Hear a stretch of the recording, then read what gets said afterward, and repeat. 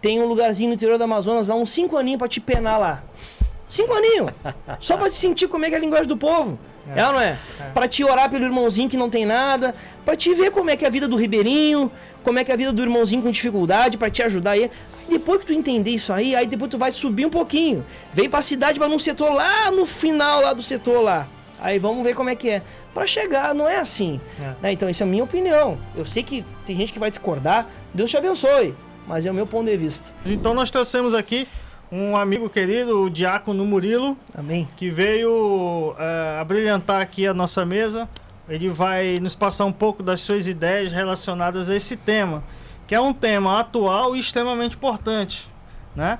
Porque em outras épocas da igreja, ela já se desviou bastante da doutrina saudável, né? Como a Bíblia diz, chama de sã doutrina.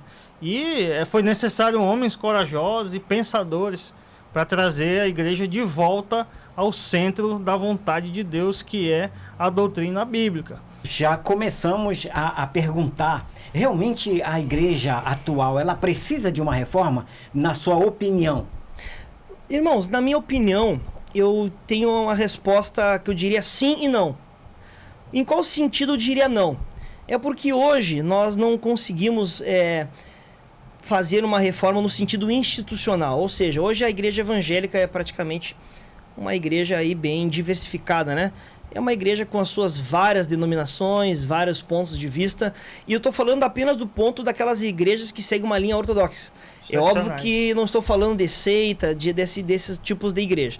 Mas olhando das igrejas que têm as ideias centrais importantes da fé, até que nós estávamos em off falando aqui, né? Eu acredito que nesse sentido institucional, na minha opinião, não tem como. E até a prova disso é a própria reforma protestante. Quando nós olhamos ali para Martim Lutero, que tentou reformar a igreja institucional, ele se decepcionou e não é à toa que ele teve que sair. Sair da instituição católica romana, apostólica romana, e acabou gerando a sua denominação, que hoje nós estamos sendo fruto, né, desses desdobramentos da reforma protestante. Agora, no sentido mais específico, eu diria que sim. Em qual sentido? No sentido de uma reforma, nós poderíamos dizer, de voltar à palavra de Deus, de reformarmos a nossa consciência em Deus, reformarmos o nosso coração na presença de Deus, e isso é algo interdenominacional. Então, quando nós olhamos para isso nesse sentido, eu diria que sim, nós precisamos de uma reforma. Eu preciso de uma reforma, nós precisamos. Por quê? Porque a nossa vida cristã, ela é contínua. Então nós sabemos que a obra que Jesus faz, ela é constante, ela vai crescendo de glória em glória, de fé em fé. É como a Bíblia diz, né, que a vereda do justo é como a luz da aurora, que ela vai brilhando mais e mais até esse dia perfeito. Então nós sabemos que a nossa caminhada, ela vai tendo essas necessidades de mudança. Não abandonar o que nós já temos, mas pegar o que temos e trazermos algo mais ponderado, algo mais polido, e, obviamente, ligado à sã doutrina, à verdade da palavra de Deus. Então, nesse sentido, eu diria que sim, meus irmãos. Eu concordo com o irmão. Eu acho que nós precisamos de uma reforma no campo das ideias, né? Porque nós nos afastamos das doutrinas apostólicas. Por quê? Quando ali em Efésios, Paulo escreve a ortodoxia da igreja é essa, a regra é essa. Jesus é a pedra angular, e os apóstolos e profetas são a coluna. Ou seja, o que eles falaram é a doutrina a ser seguida. Foi fundada por Jesus, os apóstolos receberam outras revelações em cima daquilo que Jesus falou. Ora, se nós olharmos para a doutrina apostólica e olharmos para a prática evangélica do Brasil hoje, a gente vai ver um abismo. Você concorda? Concordo plenamente. Né? Exatamente. Hoje a gente vê, por exemplo, a ênfase exagerada que se dá ao dízimo e à oferta. Sim. É uma ênfase exagerada. Certo. É ou não é verdade? É importante, mas é demais. É importante, mas é demais. É isso. Nós temos 2 parâmetros, né, diácono? É o dízimo do Antigo Testamento ou dar tudo igual os apóstolos faziam. Aos pés dos apóstolos. Né? Uhum. São 2 parâmetros. A gente escolhe qual que vai fazer. Agora, existe uma voz aí quase que uníssona na igreja evangélica brasileira que faz as pessoas entenderem o seguinte: Deus só vai te abençoar se você der o dízimo. Tem que honrar. tem que honrar não sei quantas vezes o líder. As primícias do que tu ganha, não sei o que. Eu te pergunto, isso aí, se a gente for na esquina, a gente vê essa conversa aqui. Precisa ou não precisa reformar essa ideia? E a pessoa então vincula maldição e gafanhoto. Ah, meu filho ficou doente. Ah, porque eu não dei dinheiro e tal. Então cria... Inclusive isso aí é uma técnica até de manipulação, né? Que é o medo, a culpa. Dúvida. É uma técnica de manipulação para a pessoa ficar sempre acuado, né? Naquele sentimento de culpa, de medo. E o líder usa isso, né? Os líderes que fazem isso, usam isso para pisar na cabeça da pessoa, esmagar a consciência ou esmagar ali aquele sentimento que a pessoa tem do medo. Então eles trabalham isso para que a pessoa nunca saia desse círculo vicioso. Então tá sempre dando, a fim de não ser amaldiçoado, né? Nós temos um livro, né, pastor, do pastor Paulo Romero, que já comentou aqui, que foi uma obra assim, espetacular nos anos 90, onde ele reuniu relatos de pessoas decepcionadas com a igreja evangélica. O nome do livro é Decepcionados com a Graça. Eu não li, mas eu conheço a capa do livro. Nossa, o livro é muito bom. Tem que ler esse livro, é bem comum. A gente recomenda, porque líderes usaram a palavra para prometer coisas para os irmãos, coisas que não aconteceram. E aí, como é que a gente faz? Arrebenta com tudo. Arrebenta com a fé das pessoas. Então, tudo isso acaba que fica poluindo o centro que é Jesus, e acaba que Jesus se torna um instrumento, apenas um nome poderoso em que todas as pessoas acabam se promovendo em cima dele? Sim, com certeza. E eu faria um adendo ao que o senhor está dizendo, que todo o sistema religioso ele é muito cômodo. Então quando a gente entra num sistema religioso, seja ele evangélico, seja qual for, a pessoa tem uma experiência com Deus e daquela experiência com Deus ela se acomoda no sistema religioso. Então ela chega lá, minha igreja tem a liturgia tal, eu sei que se eu fizer tal coisa, e se eu honrar o meu líder, eu vou ser consagrado a diácono, vou ser elevado a evangelista, pastor e tal. Ele vai se acomodando na liturgia e nos cargos que ele vai recebendo, ou nas coisas que ele viveu no passado e tal.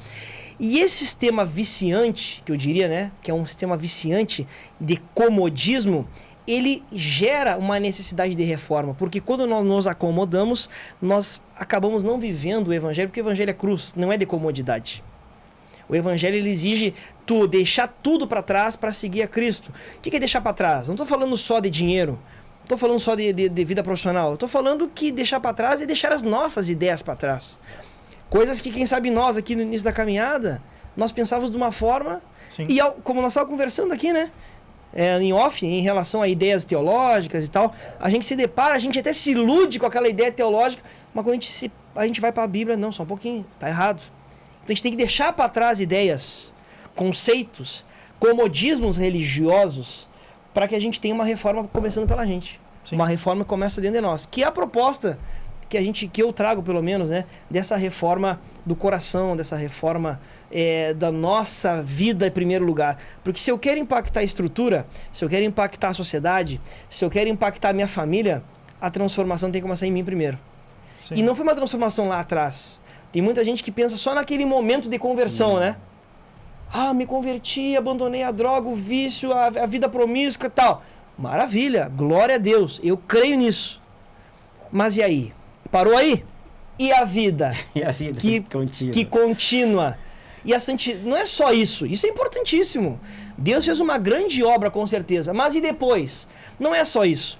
As nossas ideias precisam mudar, o nosso coração precisa mudar, Deus precisa aperfeiçoar em todas as áreas, relação entre marido e mulher, relação entre pais e filhos, relação entre você e seu irmão.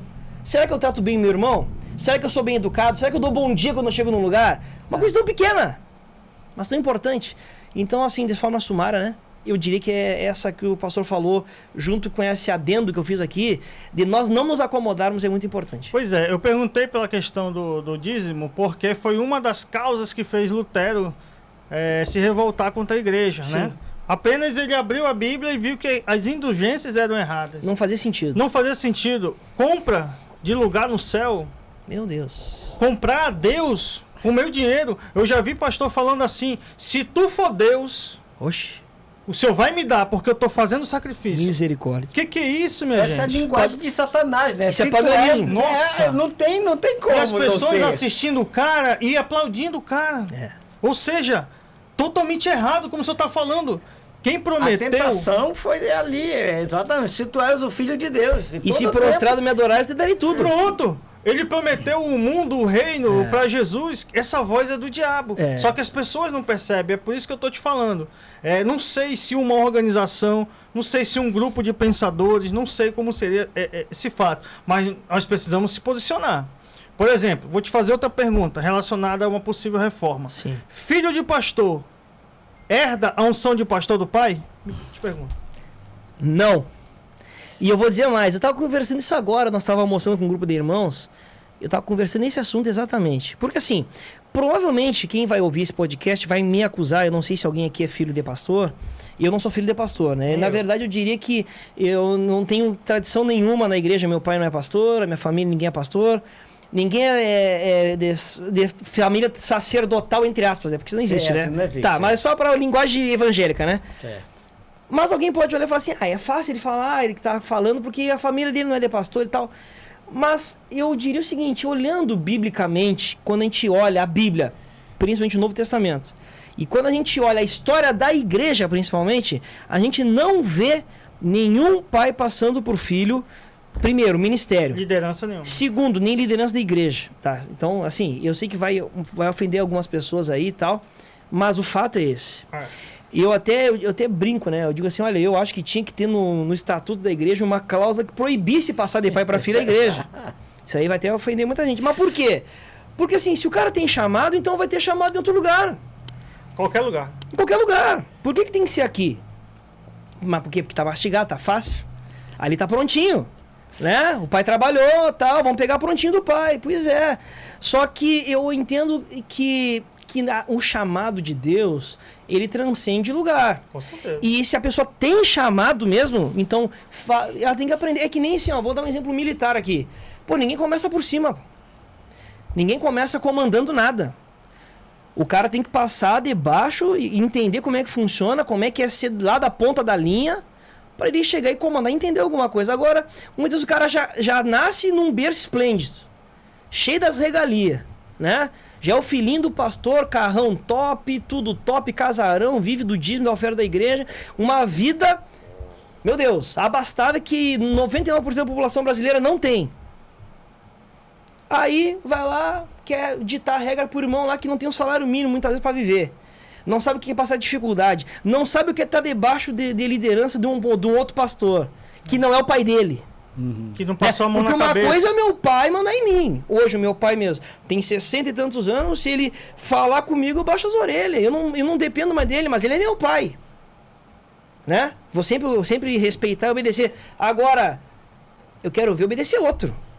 Eu quero ver estar debaixo da liderança de outro. Lá na ponta da linha lá. Pega o irmãozinho simplesinho, lá do interior do Amazonas, lá pra mandar nele. Vamos ver se ele vai ser obediente assim. Né? Então... É claro que vai ter pessoas obedientes, com certeza. Não estamos dizendo que todo mundo é assim, que todo mundo é ruim. Pode claro até que não. acontecer, né? Que um filho de pastor receba um chamado de Deus, com todas essas características que você está falando, mas é incomum, né? É incomum, porque a gente sabe que é uma coisa que vai passando.